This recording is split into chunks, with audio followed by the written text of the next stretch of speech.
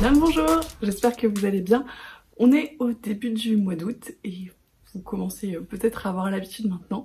C'est l'heure de vous présenter mes achats livresques du mois de juillet, du coup donc les livres qui ont rejoint ma palle ou pas, les livres qui ont rejoint ma bibliothèque, on va dire, au cours du mois de juillet. Et juste avant de commencer, je tenais à faire un petit point. On est depuis la semaine dernière au moment où vous voyez cette vidéo, plus de 300 sur cette chaîne.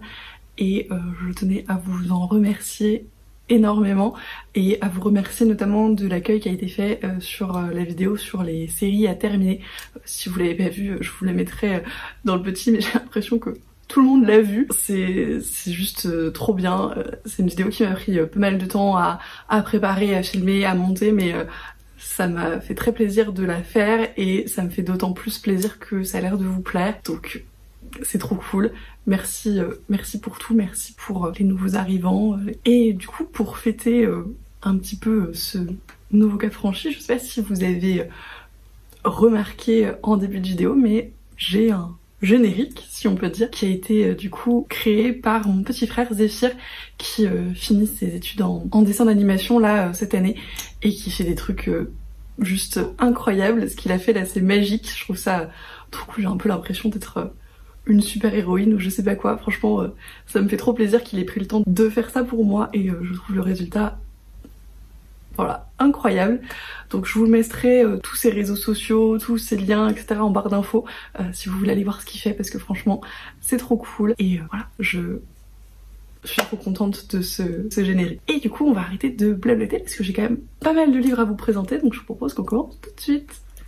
Alors autant le mois de juin avait été beaucoup plus raisonnable que les 3 mois précédents, autant là juillet on est un peu middle, on est un peu au milieu de les catastrophes du mois d'avril et de mai et le truc très raisonnable du mois de juin. C'est la moyenne, on va dire. Je pense que c'est à peu près représentatif de ce que j'achète en général en livres sur un mois. Je pense que, sauf gros craquage, c'est à peu près à ça que ressemblent mes achats livresques habituellement. C'est peut-être un peu trop pour réussir à faire baisser ma palle, mais d'un autre côté, c'est suffisamment pour que j'ai du choix dans mes lectures et que je puisse acheter les nouvelles parutions qui me font envie ou les trucs qui sont parus il y a un moment qui me font très envie également. Voilà, j'ai pas franchement beaucoup plus d'explications à part que il y avait beaucoup de choses qui me faisaient envie. Là en ce moment j'ai envie d'acheter beaucoup de livres. C'est probablement parce que je lis beaucoup et souvent les deux sont assez corrélés. Quand j'ai un bon rythme de lecture, j'ai un bon rythme d'achat, du coup ça se compense un petit peu si on veut, mais je pense que c'est probablement un petit peu pour ça. Donc les premiers achats que j'ai fait au mois de juillet, c'était vraiment tout début juillet. J'avais une commande en fait à récupérer chez Durance et forcément je ne me suis pas arrêtée au seul livre de cette commande. Donc le livre que j'allais récupérer, c'est bien évidemment Les Loups Dorés de Roshani Chokshi chez The Saxus, qui est en hardback, qui est très beau, qui est encore sous blister parce que je l'ai reçu il y a pas longtemps, je l'ai pas encore entamé celui-là. C'est une histoire qui a beaucoup été comparée à Six of Crows dans l'esprit un petit peu groupe de personnages qui viennent un peu de tous les horizons, qui ont des personnalités très diverses. Et là il y a une histoire d'enquête, d'énigmes pendant l'exposition universelle. Je crois que c'est un groupe de voleurs. J'en sais pas beaucoup plus, mais c'était un petit peu des mots-clés qui moi m'intéressaient beaucoup. En plus voilà, les deux Saxus sont toujours très jolis. Leur ligne éditoriale d'une manière générale me tente énormément. Que ce soit de par les objets livres ou de par les histoires qu'ils publient, je trouve qu'il y a toujours des trucs assez intéressants. Beaucoup de choses qui ont eu beaucoup de succès également chez les anglophones, donc en général c'est gage de qualité. J'ai rarement été déçue de leurs ouvrages, c'est arrivé 2-3 fois, mais dans la globalité je passe plutôt des très bons moments de lecture, donc c'est vrai que je me laisse facilement tenter. Et donc quitte à être à Durance, je ne me suis pas arrêtée en si bon chemin. Et là je sais pas ce qui s'est passé ce jour-là, j'ai eu une espèce de craquage sur des éditions. J'ai pris notamment, vous l'avez déjà vu, je vous l'ai déjà présenté, le tome 4 de Dune, donc L'Empereur Dieu de Dune, publié chez Robert Laffont dans leur très belle réédition que vraiment j'adore, je vous l'ai déjà dit. Ces objets livres sont très cool, comme je vous le disais, je l'ai déjà lu, enfin écoutez pour le coup, je vous l'ai déjà présenté, je vous laisse mon avis quelque part aussi dans le petit. En tout cas je suis ravie d'avoir ce 4e tome, il va aller rejoindre ses copains juste là. Et j'ai vu que le 5e était rouge je crois, donc je sais pas, on va essayer de faire un d'arc-en-ciel, là ça va être rigolo. Bref, on va pas épiloguer sur ce très bel objet livre. J'ai acheté un livre que j'avais déjà lu, Ça m'arrive souvent et vous allez voir, c'est pas le seul moment dans cette vidéo. Encore une autre très belle édition et d'un livre qui me fait envie depuis une éternité, littéralement. Je me suis enfin pris Et ils meurent tous les deux à la fin de Adam Silvera, donc qui a été réédité chez Robert Laffont en hardback avec, je sais pas si on dit jaspage quand les pages sont juste d'une seule couleur, mais on va dire un jaspage noir. En plus il est un peu métallisé brillant, la couverture est incroyable. C'est un livre qui me fait très envie, j'en sais pas grand chose à part qu'ils meurent tous les deux à la fin et que c'est une histoire d'amour plus ou moins entre deux jeunes garçons. Il a des excellents avis, il me tente comme je vous le dis depuis des années je pense. Et là je me suis dit que la réédition c'était l'occasion quoi. L'objet livre est magnifique donc je pense que c'était juste l'argument supplémentaire qu'il me fallait pour craquer pour ce livre. Un livre et une série en général qu'on voit partout depuis qu'elle a commencé à sortir et pour lequel j'avais vraiment un intérêt croissant, on va dire, qui a fini par porter ses fruits. Je me suis pris le tome 1 de Blackwater, donc La Crue, de Michael McDowell, chez Monsieur Toussaint Louverture, donc qui ont publié en fait, alors c'est une histoire qui date beaucoup dans la première publication, donc là c'est une réédition où ils ont fractionné, si je dis pas de bêtises, un roman qui finalement était un espèce de one shot en 6 petites parties qu'ils ont réédité dans ces petits formats là qui sont extrêmement mignons. C'est vraiment un tout petit poche qui sont absolument magnifiques, ils sont tous sur le même modèle. C'est du coup des livres qui sont assez courts, ils font 250 pages, un truc comme ça à chaque fois. J'en ai entendu énormément de bien un peu partout, notamment sur Instagram. Plein de gens qui ont lu toute la série et qui disent que c'est très bien. Alors c'est une histoire de drame familial, c'est pas ce que je lis le plus, mais voilà, ça m'intriguait beaucoup et je me suis dit que pour l'été, c'était le genre de livre qui rentrait très bien dans une valise. J'espère que si je me lance là-dedans, je réussirai à finir la série assez rapidement parce que sinon ça va être encore une des séries qui va se rajouter à ma liste infinie. Comme j'étais chez Durance, je me suis un peu baladée dans le rayon graphique. Alors c'est pas franchement là que j'achète le plus de mes graphiques habituellement. J'ai une grosse préférence pour la Mystérieuse Librairie, mais Durance a quand même une sélection fort sympathique. Et là ils avaient, vous l'avez peut-être vu passer, un bon plan sur ces rééditions, donc des éditions d'Argo, Casterman, etc. Des grands noms des éditeurs de BD qui ont fait toute une collection de leurs best-sellers à c'est entre 9 et 10 euros à chaque fois, donc dans ce format-là un petit peu plus petit, en couverture souple, du coup, qui permet d'avoir des livres assez connus. Donc il y a notamment Les Filles de Salem, In Wave, qu'est-ce que j'ai vu aussi, Pucelle, enfin beaucoup de titres qui ont très bien marché, qui le rééditent du coup dans ces éditions-là. Et moi donc j'ai craqué pour Idéal Standard de Haute Picot. Je vous l'ai déjà présenté dans des dernières lectures graphiques. C'est une lecture que j'ai vraiment adorée, que je peux que vous recommander. En plus voilà, faut que j'enlève ce truc maintenant, mais je voulais vous le présenter avant de l'enlever, donc je l'enlèverai après la vidéo. Si c'est des livres qui vous tentent, franchement c'est l'occasion. J'espère qu'ils sont encore disponibles parce que du coup c'était vraiment au début du mois de juillet, mais la dernière fois que je suis passée en librairie il y en avait encore quelques-uns, donc si vous avez l'occasion. Et il y avait aussi une sortie graphique du début du mois de juillet qui me tentait énormément et qui était à Durance quand je suis passée. C'est Princesse Sarah, donc le tome 14, Toutes les horreurs du monde, de Alouette Moretti Palescandolo chez Soleil. Encore une fois, je vous en ai déjà parlé en dernière lecture graphique, c'est le 4e tome de cette série que je suis assidûment mais qui je trouve s'essouffle peut-être un petit peu. En tout cas j'ai passé un bon moment, je suis ravie qu'il rejoigne ma bibliothèque en plus. Les princesses Sarah sont toujours très jolies. Donc voilà. Après ça je me suis un peu calmée quelques jours, semaines on va dire. Et puis j'avais des amis qui passaient sur Nantes au début de la deuxième moitié du mois de juillet et on en a profité pour faire un petit tour en librairie et on est passé chez La Talente. Je venais de finir Libération de Becky Chambers. Pareil, je vous en ai parlé, ça a été comme d'habitude avec Becky Chambers une lecture absolument incroyable. Donc voilà. Franchement j'étais extrêmement faible et je le suis toujours globalement, mais j'ai pas pu résister à la tentation. En plus les éditeurs sont adorables, il m'a passé le marque-page du prochain Becky Chambers qui sort cet automne et que j'attends avec grande impatience parce que après il me reste plus grand chose à lire de cette autrice traduite en tout cas. Il m'a aussi dit qu'il sortait une nouvelle autrice là fin 2022 qui était extrêmement prometteuse et pour laquelle ils avaient eu un gros coup de cœur, donc je suis très impatiente également. Et voilà, je suis ravie, donc c'est le... Je vais vous présenter le bouquin quand même. Je me suis pris donc le 3e tome des Voyageurs, donc Archives de l'Exode de Becky Chambers chez La Talente. Bon, il y a le bandeau moche, mais c'est pour dire que c'est la série qui a reçu le prix Hugo en 2019, donc pour l'instant je vais le laisser. Et puis je l'enlèverai pour le mettre dans ma bibliothèque. Peut-être que, j'allais dire il me servira de marque-page, mais j'ai le beau marque-page Becky Chambers. On va voir. En tout cas, je pense que celui-là, il sera lu août ou septembre, parce que j'attendrai pas beaucoup plus. Et puis après, il me restera que la nouvelle parution à lire. Et puis, il faudra que je prenne mon mal en patience. Hein.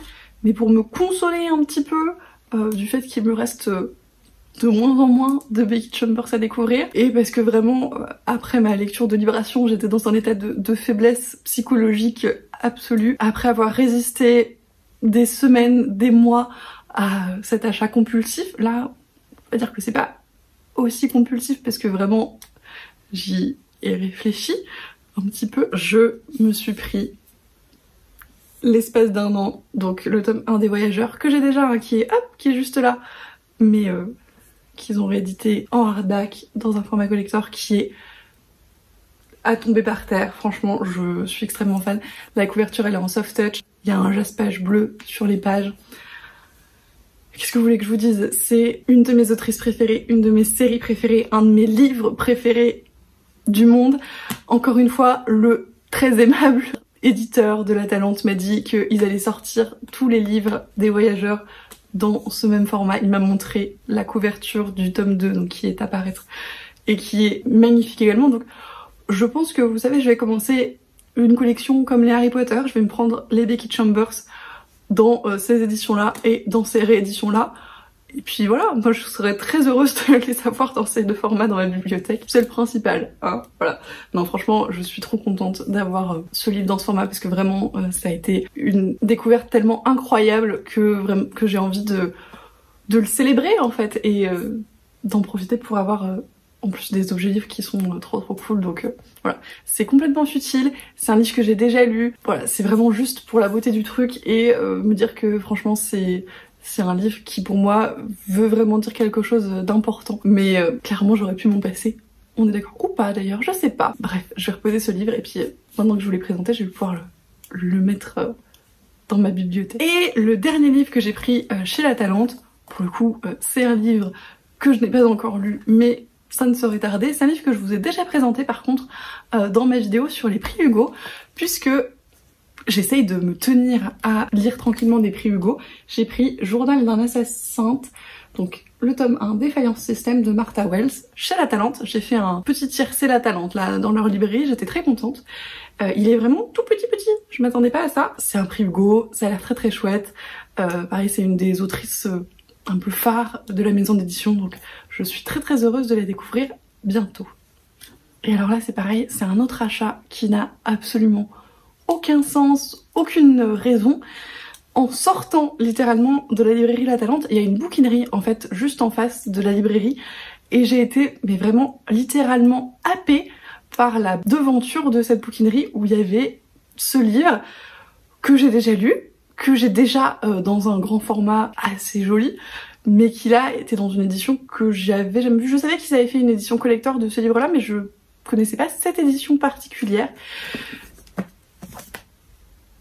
Le nom du vent de Patrick Rothfuss, il y a encore même le prix de la bouquinerie parce que vraiment je l'ai pas encore rangé. J'attendais de vous le présenter. Tac. Donc le nom du vent de Patrick Rothfuss qui est en hardback. Bon, le hardback en lui-même est assez simple, hein, c'est juste... voilà, mais il est quand même très beau. Il était au prix de 6,50 € à la bouquinerie avec voilà, ce foil là sur le titre. Franchement, j'ai pas pu résister. Pareil, c'est un de mes livres préférés, je pense, une de mes séries préférées.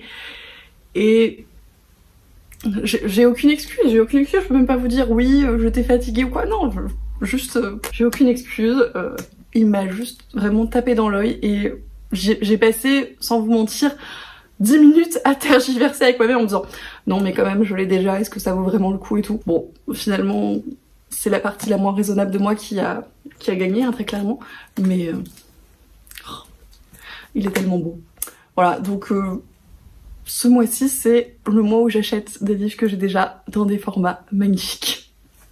Et parce que vraiment, on ne s'est pas arrêté en si bon chemin, toujours dans ce petit tour de Nantes avec mes amis, on est passé à la mystérieuse librairie nantaise parce que c'est un peu notre obligation, entre guillemets, quand on fait du shopping de livres à Nantes. Et il y avait des sorties que j'attendais et il y avait des livres que je savais pas qu'ils avaient. J'ai craqué. Je me suis pris une sortie que j'attendais depuis plus d'1 an, je pense. Le tome 4 de Stand Still, Stay Silent de Mina Sonnenberg aux éditions Achilleos. Il est encore sous blister aussi parce que j'ai pas encore pris le temps de le lire, même s'il est plus fin que les précédents. C'est un espèce de post-apocalyptique fantastique dans les pays nordiques un petit peu slaves avec des créatures très mystérieuses. Les dessins et la mise en page et les couleurs sont absolument incroyables. Alors c'est dommage qu'ils soient sous blister parce que du coup je peux pas vous les montrer, mais je vous en parlerai très rapidement en dernière lecture graphique. Vraiment c'est un objet livre qui est à tomber par terre. Tous les tomes sont à tomber par terre, les personnages sont trop mignons. Enfin franchement, si vous n'avez pas encore craqué pour ces livres, on les a pas mal passés, mais ils valent le coup. Franchement, c'est d'une inventivité et d'une originalité incroyable. Un livre dont pour le coup j'avais jamais entendu parler, mais un sujet qui m'intéresse beaucoup, Reconnaissance, donc de Laurie et the Fox. Donc c'est un recueil de témoignages aux éditions Lapin. Donc a priori c'est des témoignages de personnes trans qui parlent un petit peu des discriminations auxquelles ils font face au quotidien. Je l'ai pas encore lu, mais c'est un sujet qui me touche et qui m'intéresse beaucoup. On va voir ce que ça donne. Encore une suite, plus ou moins, d'une édition d'une collection que j'ai découverte à Angoulême cette année et que j'aime vraiment beaucoup dans les formats qu'il propose.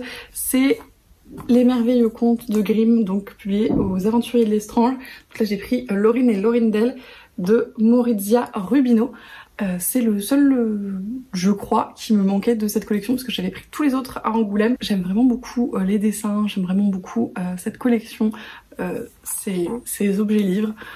Je l'ai déjà lu, je vous en reparle rapidement dans des dernières lectures graphiques, mais je suis très contente qu'il rejoigne ma bibliothèque. Une suite que j'attendais aussi depuis la sortie du premier tome, très clairement.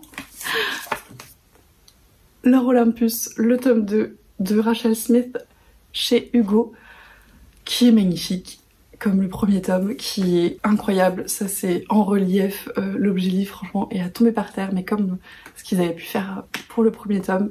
Encore une fois, je l'ai déjà lu, encore une fois, je vous en parle rapidement en dernière lecture graphique, mais c'est... Vous l'avez probablement vu un peu tourner partout. C'est une réécriture du mythe d'Hadès et Perséphone. Voilà. Ensuite, je me suis pris des mangas et notamment des suites de séries que je suis très assidûment. Le tome 9 des Carnets de l'apothicaire, donc de Itsuki Nanao et Neko Kurage aux éditions Kiun. C'est une série de mangas que j'adore, que je suis religieusement à chaque fois que les tomes paraissent. En plus, cette fois-ci, il y avait la petite avant-première sur le roman donc qui va sortir fin du mois d'août parce que du coup au départ c'est un roman qui a été adapté en manga au Japon et là du coup ils font un peu le sens inverse en France, mais comme le manga marche très bien, l'Omen va traduire le roman et je suis ravie. Je pense que celui-là va pas faire très long feu dans ma wishlist non plus. Pareil, je l'ai déjà lu, j'ai lu les deux, je vous en reparle très vite. Une autre série de mangas que vous commencez à avoir l'habitude de voir passer, Frieren, le tome 3 de Kanehito Yamada et Tsukasa Abe, chez Kiun aussi, mais en même temps Kiun font des trucs vraiment très chouettes. Pareil, je l'ai déjà lu, je vous en reparle très vite. C'est une série que j'aime beaucoup, en plus il y a une grosse vibes jeu de rôle je trouve, donc en ce moment comme c'est quelque chose que j'apprécie beaucoup, c'est d'autant plus agréable. Et la dernière suite de manga que encore une fois j'ai déjà lu, c'est L'imprimerie des sorcières, donc le tome 3 de Mochinchi et Yashuhiro Miyama chez Soleil Manga. C'est aussi une série qui a des grosses vibes de jeux de rôle, jeux vidéo, je dirais, que j'aime beaucoup en ce moment et dont je vous parle très rapidement. Donc c'en est tout pour cette espèce de gros craquage sorti en librairie. Après ça, j'ai été un petit peu plus raisonnable, mais pas non plus extrêmement. J'ai fait une petite commande d'occasion vraiment très petite ce mois-ci, puisque je me suis pris que l'As de cœur de Morgane Moncomble chez Hugo, qui est vraiment en très bon état. C'est un livre dont j'ai entendu énormément de bien, vraiment des avis dithyrambiques. A priori c'est de la très bonne new romance. Morgane Moncomble globalement a de très bonnes critiques sur l'ensemble de ses livres. Pour l'instant je l'ai pas découverte, mais ça me tentait beaucoup, donc voilà, je me dis que c'était l'occasion. J'aimerais bien le lire cet été, parce que voilà, encore une fois c'est de la new romance, pour moi c'est des bonnes lectures pour la saison, mais on va voir comment ça se goupille. Et puis j'ai fait des petites commandes en librairie, une précommande et des commandes de trucs que j'arrivais pas à trouver à chaque fois que j'y passais, et je suis allée les récupérer à la toute fin du mois de juillet. Je me suis commandé Comme dans un roman d'été de Émilie Henry, publié chez Pocket, que pareil on voit passer en VO, en grand format, en poche depuis qu'il est sorti, absolument partout sur Instagram. Alors moi je suis pas sur TikTok, mais a priori c'est un gros truc sur TikTok. J'ai vu un avis absolument dithyrambique de From Book With Love sur Instagram, qui a priori l'a vraiment adoré, donc ça m'a donné trop envie de le lire.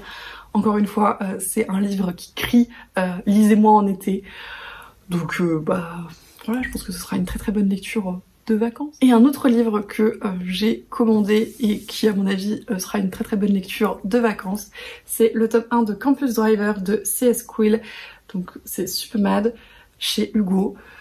C'est de la new romance encore une fois, à l'université, avec des mecs qui font un espèce de service de taxi on va dire, pour accompagner les gens à la fin de la soirée. Il paraît que c'est très drôle, il paraît que c'est très bien, que c'est très frais, que c'est très léger. Je pense que ce sera, pareil, des lectures parfaites pour cet été. Et la fameuse précommande qui ne surprendra probablement pas grand monde, parce qu'encore une fois, il est absolument partout sur internet ces dernières semaines, depuis sa sortie, même avant sa sortie. Un royaume de chair et de feu, donc le tome 2 de From Blood and Ash, Le sang et la cendre de Jennifer L. Armentrout chez De Saxus, en hardback, qui est très joli. C'est ma lecture en cours, je sais pas si vous allez le voir parce que vraiment je l'ai à peine entamé. Pour l'instant j'attends un peu de voir ce que ça donne, mais j'aime beaucoup, j'avais beaucoup aimé le premier tome, c'est de la romantasy, j'aime beaucoup ce que fait Jennifer L. Armentrout. On va voir, j'essaye de vous en reparler très vite aussi. Ça devait s'arrêter là pour mes achats livresques du mois de juillet, sauf que avant-hier je suis allée à Cultura avec ma mère pour acheter des cadeaux, parce que vraiment acheter des livres c'est un peu la meilleure chose, même quand c'est pas pour soi. Et puis j'ai vu un livre que pareil je cherche depuis un moment, qui me fait très envie depuis sa sortie et que je trouvais pas forcément en librairie d'habitude, donc là je me suis dit que c'était l'occasion. Je me suis pris Vania et le loup de Margaret Owen chez Pocket Jeunesse, qui est très joli aussi. J'aime beaucoup le travail sur la couverture. C'est voilà, un livre qu'on a vu pas mal passer, en tout cas moi je l'ai vu pas mal passer, cette histoire entre une princesse et sa servante qui partent, parce que la princesse doit aller épouser le prince d'un pays voisin, et puis donc, ils se marient, etc. Et un an plus tard on se rend compte que en fait la servante et la princesse ont changé de place, et a priori on sait pas trop qui est la méchante, qui est la gentille là-dedans. Ça m'intrigue beaucoup, a priori il y a une grosse vibes de conte. Voilà, il m'en fallait pas plus. Encore une fois j'ai très hâte de lire, mais comme tous les livres que je vous ai présentés dans cette vidéo, on va essayer de faire ça assez vite. Et c'est tout du coup pour mes achats livresques du mois de juillet. Voilà, il y en a pas mal, mais c'est pas aussi catastrophique.